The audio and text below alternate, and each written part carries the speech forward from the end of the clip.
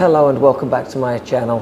I'm here with Pastor Andrew today. Hello, Gary. And I'm actually going to conduct our conversation today more like an interview. All right. So I have some questions for you. I'm excited, yeah. Yeah, we're going to talk about one of the most commonly talked about things in the Philippines when it comes to relationships is the age gap difference in relationships. Now, I get attacked on this a lot because I'm in a very large age gap relationships. You also, being out here for as long as you've been here, 23 years? 24 years, yeah. 24 years in the Philippines.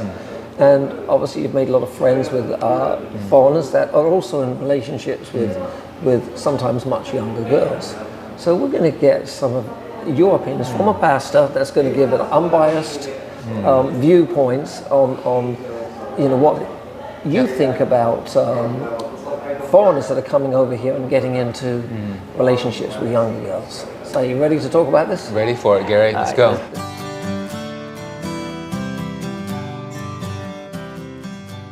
First question I have for you is, you've known me a few years, okay? So I don't want you to answer this question based on your knowledge of my relationship yet. We'll get into that. But I want to pose this question to you to start with. How do you feel when you think about a man, say like how old I was when I met my wife, 56, and he's meeting an 18-year-old girl? Just take that scenario right there, and someone who's lived in the Philippines as well, and tell me what's your personal emotional feelings about that.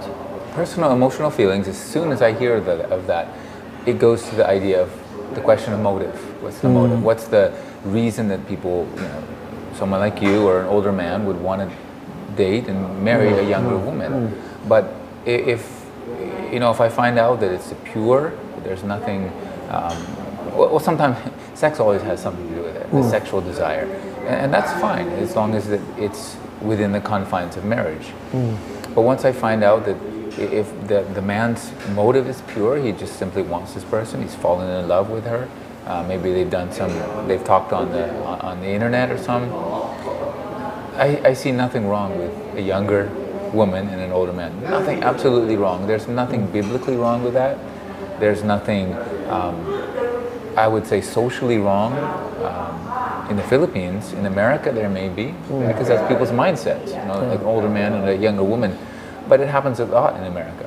There are people, older men, who marry younger women in America, and yet it's rare. It's rare, right? I mean, but it's accepted here, and I think it should be accepted. And it's even, I have a friend, a Filipino friend, who married a Filipina who's much younger.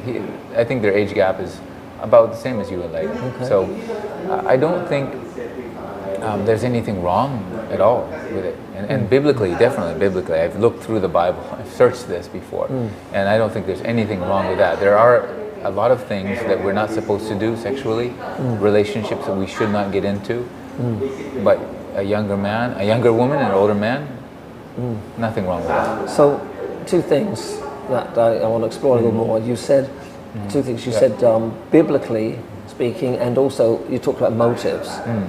We'll get to motives in a second, but you said you've looked through the Word of God on the subject to see if you can find anything that refers to is there a limit. I mean, and there's nothing specified, right, in the Bible that would suggest that a certain age is too young for you to get it, or an older man with a younger girl is not allowed. There's nothing that specifies. Well, the Bible talks a lot about motives, and it talks a lot about our heart, and it talks a lot about children are children, and that's common sense. And obviously there's an age at which a woman can perform sexually as well. And I think there's an age at which someone is mature enough to get married. But that's up to society, I think, to dictate. I don't think the Bible really says. And I think we tend to look at the Bible as a set of rules, which prohibits certain things and allows certain things. And if it doesn't say not to do it in the Bible, well, we can go ahead and do it. But we have to think that there's also something called common sense, or a sense which God gives us. Yes. He put His Spirit inside of us, and we have to live by what we believe is common sense. And it is not common sense to have sex or to have a relationship with a very young child. The child, yeah. It's not. What we consider a child. Right. And it's happening now. There are even states that allow that, starting to allow that. But I think California does, pedophilia. But still, you look at society in general, don't people look at that and scorn that kind of thing? Yeah, they do. So they do. I think, I've got a couple of thoughts then. We got, you talk about there's different cultures that have different beliefs on this, and we're all raised in a culture, right? And we tend to grow up, if you're raised in America, you consider, because that's the law, 18 years old, it's like, well, that's when they become a consenting adult, so that's okay.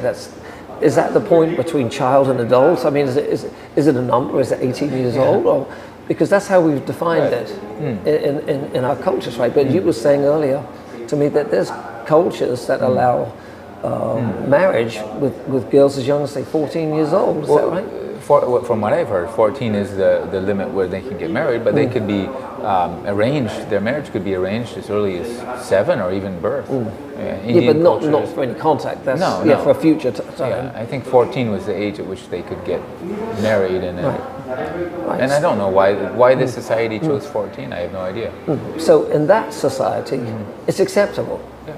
But I mean, to me, to you, I think, and to most people that will grow up in, say, America, that's horrific. I mean, the idea of a man with a 14-year-old, that's below the line to me, because I don't think, and again, I'm talking about, I don't know how mature these 14-year-olds are in that particular society, but mostly in a Western culture, a 14-year-old is not old enough to make adult decisions. No, and I think it's horrific, and I think also in any society, and I think societies are changing now and realizing that it is too young, it's objectively too young for them to make decisions for themselves, rational decisions. Yeah. And you've got to realize that the 14-year-olds getting married is oftentimes out of financial reasons, or maybe the father wants to marry her off.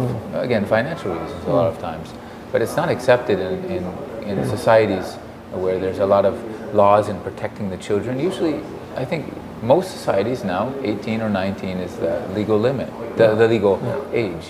Yeah. And it's a legal age for a reason, because it's been determined that at that age you are old enough, your brain is developed enough, not fully, but enough to be able to make, decisions. And so, I can understand that. Now, I think 18 is a reasonable number to state that someone becomes an adult. But not all 18-year-olds are the same either. I think that the age is, you've got to have an age because everyone is different. So you've got to state an age of what's being adult. But there are cases that you might meet an 18-year-old and they're just very immature of their age, and they're like a child. They may even look like a child at that age, some cases. I don't know, I think, would you agree with this? We have to use a bit of our common sense to determine whether we think that we're getting into a relationship with an adult or someone who's more like a child. Right, exactly. I mean, there's a lot of things in the Word of God that are left out. I mean, they're left out of the Bible, but we have to use common sense. And similarly, people sometimes ban certain musical instruments in the church because they're not in the Word in the Bible. But that's I think foolishness. We can't. The Bible is not a list of things we can do and anything else we can't. No, common sense. We need to use common sense. In the same way in the New Testament does not talk a lot about homosexuality, but we know that it's wrong. Right. And we know that Jesus didn't mention it a lot, or he didn't mention it actually at all, because it was just accepted that it was wrong. And he doesn't mention pedophilia because it's just accepted that this is wrong. Everyone knows that you can't do this with a child. Right. In fact, Jesus said to love the little children, and anyone who hurts a child, be better that a millstone would be hung around their neck. So we should love children and take care of them. Right. No, that's important to do that. I guess your question, when is a child an adult? That's not really said in the Bible explicitly, is it? No, but I think we can use enough judgment to determine someone, first of all, to make look like an adult, someone that's suddenly fully grown, matured, and when you talk to them, do they talk like an adult? I think we can use a little common sense to determine if that person is someone that we can consider getting into a relationship with, or whether they're just too young. So let's go to the other thing you were talking about, which is motives. And again, you know a lot of foreigners that are in relationships with Filipinos, right? And there are some that have large age gaps. I mean, I'm one of them. So I'm 61 now, but I was 56 when I met my wife, and she was 18, but unknown to me. I didn't know till later she had kind of misled me a little bit on her age, because I know that the figure 18 does kind of hit you as well. That sounds a little young, but I was, and it's a known story now, but my wife kind of, and I understand the reason she told me she was older than she was, but I'd already got into a relationship, and I found her to be extremely mature. She certainly didn't look like a young girl. In fact, as a maturity level goes, I'd been in relationships with much older Filipinas that were less mature than Leah, my wife. So she was 18. So you can see that our relationship, for instance, is genuine, right? I mean, there's no motives unless you see it. No. Yeah, I mean, what do you see in our relationship? I see a loving relationship. It's very loving and kind and charitable, and you have this genuine love for each other, and it shows that you're meant to be together. I mean, God put you together, and, I believe that. That's so wonderful. And I think you started off as, well, not best friends right away, but you grew the friendship. It grew, for sure. Yeah. So that's, a lot of guys just don't have friendship with their women. No, they just treat them like, slaves, basically, or servants. And I think that goes to the motive thing. It's just the wrong motive. Right. In the Bible talks about respect and love and honor, and we don't see that. There's got to be that in a relationship, in a marriage. No, I agree. So let's talk about other motives of maybe, I don't know if you know anybody, you have to name names, of course. Well, you can if you like. But how do you feel about when you can see that there's a relationship where you can see that the girl is more driven by, say, money or what she can get out of the foreigner, and maybe the foreigner's just happy to pay the price to have a young girl. How do you see that kind of relationship? Do you think it's acceptable, or what's your thoughts on that? I definitely don't. Well, let me moderate that a little bit. I was going to say I definitely don't think it's.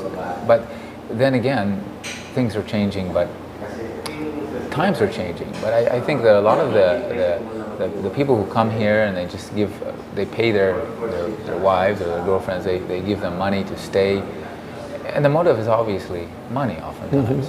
And oftentimes, sadly, I think men think that that's the only way, but it's not the only way. It's really not. And Filipinas love very well. They know how to love their man, and they can learn to love, and they can be spoiled with money. But that becomes the motive. That becomes the motive because they're enabled. Basically, their spouse, their boyfriend is enabling them to desire money. But if you take a Filipina and you just show her love and affection, like you didn't have money. You didn't have that much money to give to Leah, but they can learn to love, and a lot better than Western women. So, sorry if I went away from the question of motive, but money is a motive. It is. It really is. But if it's not a motive, the relationship is very wonderful. Do you think it's possible that a relationship that starts off where maybe the girl is interested in money, and the man's just, he kind of knows that, but he wants the pretty young girl. Do you think that can still have a chance? Do you think that a love can grow out of that, or do you think that's doomed from the start, if that's the initial motive? It depends on, there's so many things, but it definitely can change. But there's a friend of ours who, and I'm so amazed by his relationship, because he took a girl from the province and he gave her a certain amount of money, and he said, I'm not going to give you any more. You can use this for your family or whatever, but this is my limit. And their relationship is so wonderful right now. And I'm sure, I'm not sure, but I believe that there probably was a little bit of a motive for money, because she was very poor, taken from taken from the province, of course, there's going to be some motive for money there. But out of it grew a really wonderful relationship. Okay. And I think it's good. He controlled. happen, Yeah, it can happen. Yeah. It can happen. What about, let's look at, that's really a motive that the Filipino often has. Yeah. Let's look at some of the wrong motives sometimes that the foreigner has. Yeah. I think you'll agree with this. There's way too many foreigners that come over here wanting a younger girl for their sexual fantasies and desires, not really focusing on love. And first of all, have you seen that, and how do you feel about that and people that do that? Way too much. I've seen that way too much, and it's partly because they are using the woman. Either they're using the woman, or they just think that the expectation of the woman is about money. So they're just paying her off with money, and then going to bed with her and using her. And I see that way too much, and they don't understand the value. And I think this is the problem I have with a lot of foreigner, even vloggers, who are giving this advice, because they don't understand the value of a Filipino woman. They don't understand that these women have emotions, and they want someone whom they can really love. They don't want just to be used as a sex object. And I see this way too much. And it actually almost ends up badly, what I've seen, from what I've seen. And it's not good unless the man can pull her into a strong Christian community, which I've seen as well, but it almost always ends up badly. And I would agree with you on that. Yeah, people can change. Even the man can change. We've seen a few times where people start going to our Bible study and they start realigning their priorities, and then they start changing. And the women, they bring the woman to the Bible study, and it's really amazing what God can do. It's really powerful. But that motive is oftentimes a relationship killer. Yeah, no, I agree. So let me ask you again, or last question actually, is do you think, and again we're talking age gap relationships here, do you think there are any limits? I mean, I remember during my wedding, one of the things my wife said, love knows no age. I remember saying that. But is there, in your opinion again, a limit, and what would those limits be? But when you have an age gap relationship? I don't know. I know he's in his 80s now, and he married a young girl, maybe around Leah's age, a little bit older, but their relationship is great, and they're based on love. But I know other people whose relationship is just she's just a servant, a maid, and I don't know. It's hard to say. I know people who said that they've married older women, closer to their age, and they're so glad that they did. But I know people who are older, and then the girls like you, and you have a great marriage, and you never regret it. I don't know if I can answer that objectively, because I don't think the Bible doesn't say, and I don't think we can say either. Can I give you my answer on that one, or my opinion? Because first, I don't think we can put a number on it. I mean, I think a lot of people make such a big deal of the ages and the age gap. I think that's overstated. And I think, to me, the limits, and I'm not saying that you can't, if you mentioned 80-year-olds, that's maybe you're meeting a girl in her 20s, that's, okay, it sounds like that might be beyond the limit, but if they truly love each other, then who are we to judge on that? But I would say that, from my opinion, just my own personal feelings, the limit would be more of a physical condition limit. It's like, as an example, if you've got a girl in her prime, in her 20s, and wants to have children and everything, and she meets a guy that's kind of much old, like in his 70s, or maybe even at my age. Take that back. It doesn't necessarily have to be in the 70s. As I said, the age isn't that big of a deal, but maybe he's out of shape, can't walk up the stairs without passing out, and is unable to do the things with his partner that you would have in a normal relationship. For example, if you want to go hiking up the mountain together because you like, or you want to go scuba diving somewhere, or you want to, I don't know if that takes a lot of effort because I've never done it, but the having children and having to be energetic around children. I think that if a younger girl gets a relationship with an older man that can't, have common interests with her and be able to do things with her. So no, I think that makes it difficult. Do you see where I'm going with that? Yeah, I think I do. there's a physical limitation, I guess. Well, I think, yeah, and I think a lot of people get into relationships without just remember the era of like postcards, before the internet. They were just mail order brides and things, and without getting to know the person at all. And this is if you like to hike, if you like to be outside a lot, then you're not going to be happy with a guy who just wants you and doesn't want you to go out. That's my point, because a relationship and a marriage usually, I mean, you still might have, you can still have love between each other, but I think that most people in a relationship want to do things together and have interests together, and if one of you is not able to do that, just like any relationship, not even regardless of the age gap, you want someone a little bit compatible with you. Maybe God can make you fall in love with anyone. But at least you should have a little bit of compatibility in the things you like to do. And I think marriage is simply people who love each other and get married and then learn to love each other even in a different way. Right.